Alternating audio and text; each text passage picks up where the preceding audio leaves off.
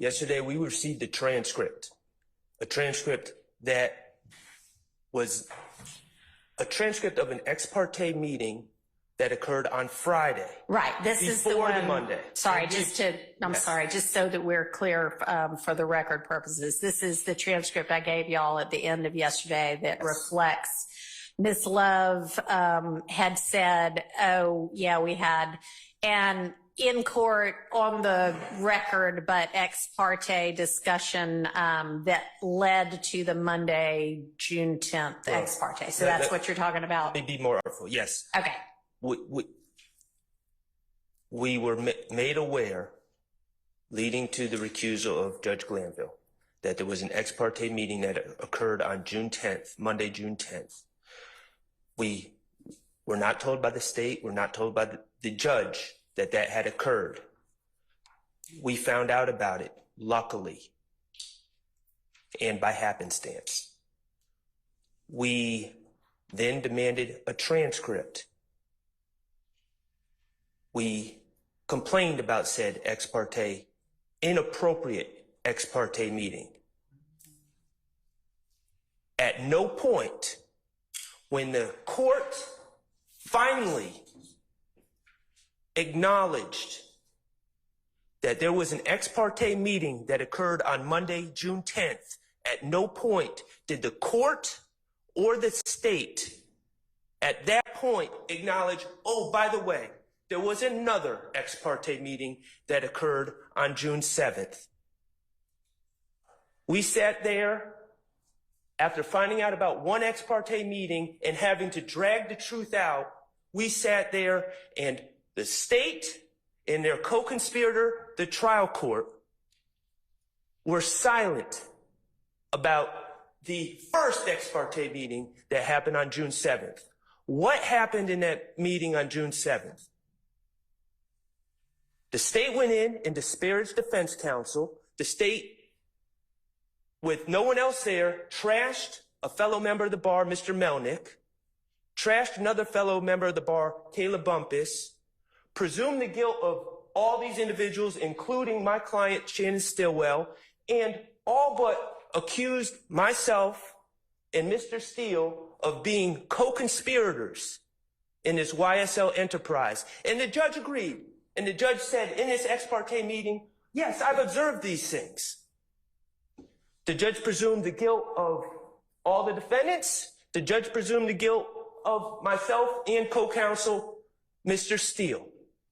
And all this, people have been saying to me throughout this whole trial, why does Judge Glanville have it out for you? And it never made sense. And I don't assume bad motives of anyone. Why did Judge Glanville, when you did nothing wrong, try to throw you in jail? Accuse you of cussing him out in open court when you didn't do anything? Why does he always tell you, yell at you, tell you to sit down and be quiet? Why does he cut you off at every opportunity? Why did he try to throw Brian Steele in jail for 20 days for doing what was right? And I didn't have an answer. And then yesterday I received, and I appreciate that, Judge. I appreciate someone finally being open about what's going on here. And I received a transcript. And in that transcript, the trial judge, who's not only assuming the guilt of my client, but is assuming the guilt of me and my friend, Mr. Steele. This is gross. This is disgusting. But it's all starting to make sense. It clicked when I read that transcript last night. This is not okay. Nothing about this is okay. These gentlemen have a right to a fair and impartial judge. And I appreciate the fact that you are going to be a fair and impartial judge. But the reality, Judge, is that they don't have a right to a fair and impartial judge starting on witness 76 of a trial after 9 months or whatever it is. They have the right to a fair and impartial judge from the beginning. And this is absolutely gross and disgusting. And the bottom line is there's a lot more discussions that need to be had about this.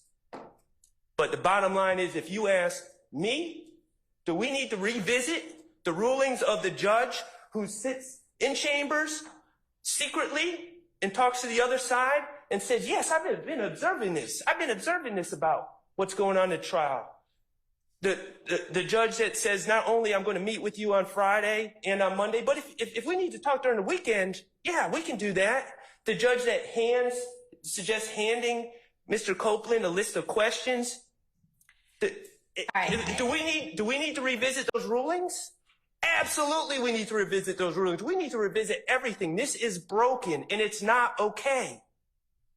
It's not okay. It's offensive, and it's not your fault, Judge. You didn't do this. I'm not trying to raise my voice at you. I'm heated right now. I can tell.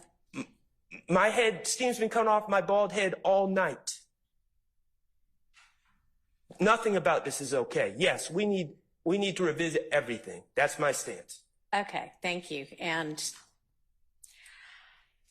I think that I understand you being upset, and I understand why you and probably some of your fellow defense counsel on this side of the room are upset. I do not think that everything you said is a fair characterization of what that June 7th transcript reflects. But once we have the official copy, that'll be made a part of the record, and that will show what actually happened, what actually was said. As to any kind of legal error that may have been made with regard to rulings prior to Mr. Copeland's testimony, assuming this case goes forward and assuming there is any kind of conviction, I then assumed that there will be a motion for new trial phase, which at that point I can appropriately revisit things, and then potentially an appeal, at which point those things can be raised. I am considering and reading what y'all gave me yesterday to make a ruling on the substantive matters of that ex parte, and I can consider the June 7th ex parte as well, because I suspect y'all will ask me to do that. And if I determine that that is such, that there was coercion that is unconstitutional or structural error, then I will grant a mistrial. If not, then the case will move forward and we can consider again all of the evidentiary rulings with regard to the videos and audios that might be used with Mr. Copeland, because that's the witness that we are on the stand with right now. I would, and I know this is hard to do, but I would like for everybody to try to take some deep breaths and move forward professionally. A lot of what y'all are talking about doesn't make it any easier, but it happened a month ago. I know tempers flared all around, but we need to move forward with this in whatever way it's going to move forward in a calm and professional manner, okay? So then with regard to what we need to do evidentially, I guess I will need to hear from the state as to what y'all think it's very likely for you to be using while you're examining Mr. Copeland, and then I will entertain evidentiary objections, responses, and we'll consider what's coming in. Thank you, Your Honor, and we're getting that ready as we speak to present to the court. And I'd also like to thank Your Honor for the reminder regarding professionalism. I was going to ask that the court require that we all adhere to that.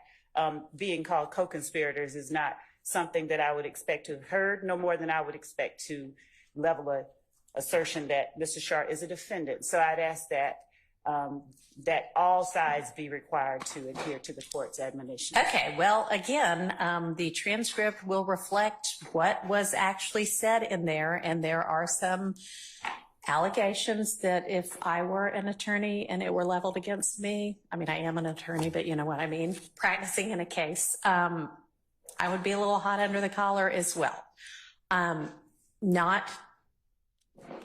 Y'all had potentially legitimate concerns. I don't honestly at this point right now need to rehash all of that. But the reminder is to everybody, okay? And I mean, I've said it, so let's act accordingly. Ron, Yes, sir. if I can address the court briefly.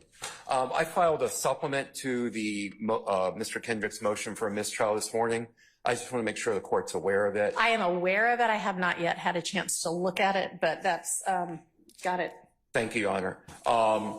Mostly I want to make sure I bring it to the court's attention because, again, and I've followed the request of the court to not argue what's already in the papers, but I just want to make sure that the court understands that based on this additional information that we learned about the July 7th meeting, that my client has been consistently denied his right to a fair tribunal. It's been a due process violation. I, like Mr. Schardt, am extremely upset having read that transcript. Myself and my fellow outside agitators over here, I assume that they are upset as well. And I don't think, honestly, I don't think that that reference was to anybody who is a member of the bar. I think that there have been times in this case where members of the public are in the courtroom, which they are, of course, entitled to be, but communicating in ways that are not appropriate. well, you know, the problem, Your Honor, is that since this was an ex parte meeting that should probably have never taken place, you were not there, I was not there, my fellow outside agitators weren't there, we don't have a video of it, so I have no idea specifically if that was not referred to us. We don't know, do we? We don't know. And what I do know is that I have been arguing with people for 18 months that Chief Judge Glanville was doing his best, that he was trying to rule to the best of his ability based on the evidence and the law before him. And now I have been made to look like an idiot. So well, I do not believe that this trial should continue, Your Honor. I understand. Thank you. I'll take your supplement under consideration. Like I say, I haven't, obviously you just filed it and I haven't had a chance to look at it yet, but I will consider that in the overall context of the motion I was already considering. And, you know, I don't know that everybody's not going to want to come up here and do their 5 minutes of how outraged they are. If y'all feel like you need to get it off your chest, come on. Now's the time. Okay, I got one more thing to say there. And then I'll sit down. Okay. And I don't believe that this is performative outrage, Your Honor. I mean, I don't either. Okay. I don't either. I already said I understand. In July of 2023, after months of me complaining about late discovery from the state, which should have been produced in December of 2022, when another terabyte or so tranche of discovery was produced to us, I begged Chief Judge Glanville to put a hard deadline on the discovery being produced from the state. He refused to do so. And you know what Judge Glanville's response to me was when I will tell you. I will tell you what his response was. If this was a civil trial, I would keep this out. But since this is a criminal trial, it's coming in. If this was a civil trial, if it was about money, I would keep it out. But since it's only about Mr. Kendrick's life, that last part obviously wasn't in there. But if this is a civil trial, I would keep it out. I've been a civil litigator for 25 years. I agree that if it was a civil trial, it would be kept out. What I'm shocked by, and I'm new to criminal, what I'm shocked by is that the standard would not be higher in a criminal trial. But what did I say to people? Chief Judge Glanville is doing his best. He is doing his best. And now, again, I don't even know what to say to my client, Your Honor. All right. Well, you know.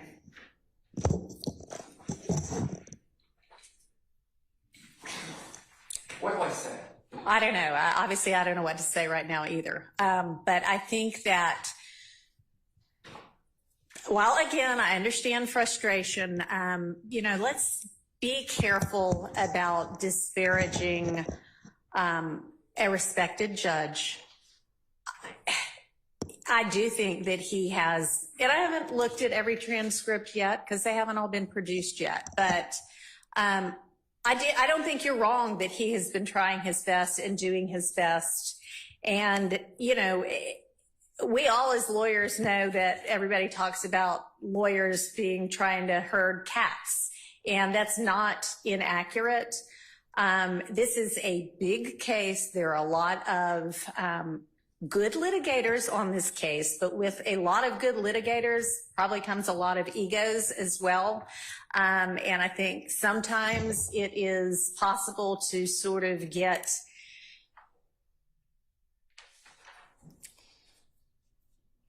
so enamored of your position and of winning a point that you are focused more on that than on backing down and taking a breath and being amenable to hear what the other side is saying. And hell, that's true in our whole society right now. Should have said hell, but y'all, You're all right. Those were not my words. Those were Chief Judge Glanville's words. If this was a civil trial. Well, I don't know why it was. I don't know what evidence you were talking about. I'm sure there have been evidentiary rulings that have been frustrating to both sides. I will look at the two transcripts and I will make a ruling. And again, I don't think that the characterizations are exactly accurate, but I'll consider it all in context and I'll make a ruling. Thank you. All right.